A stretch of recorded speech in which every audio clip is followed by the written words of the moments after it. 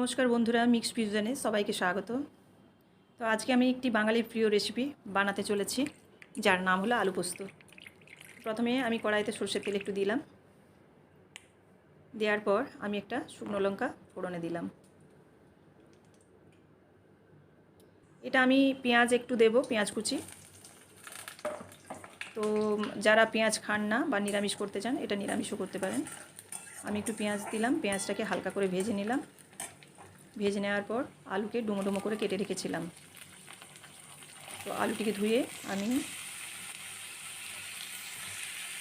কড়ার মধ্যে দিয়ে দিলাম, ভালো করে নাড়াচাড়া করে পরিমাণ মতো নুন দিলাম। নুন দেওয়ার পর আমি একটু ঢাকা দিয়ে দেব, যাতে আলুটা একটু সেদ্ধও হয়ে যায় এবং একটু ভাজাও হয়ে যায়।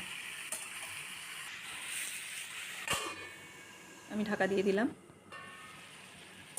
বারবার ঢাকাকে খুলে নেড়ে নিতে হবে, যাতে আলুটা তলায় লেগে না যায়। আবারও আমি ঢাকা দিলাম।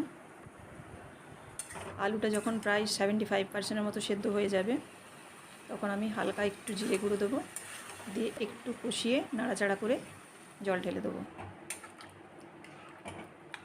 এদিকে আমি একটু মিক্সিং বলে কিছুটা পোস্ত নিয়ে নেব। পোস্ত নিয়ে পোস্তটাকে আমি পেস্ট করে নেব। এবার দিলাম কাঁচা লঙ্কা। আলুটা ফুটে উঠলে আমি পোস্তটা ঢেলে দিলাম। পোস্তটা ঢেলে দেওয়ার পর খুব বেশিক্ষণ নয়, একটু সামান্য ফুটি নিয়ে নামিয়ে দেব।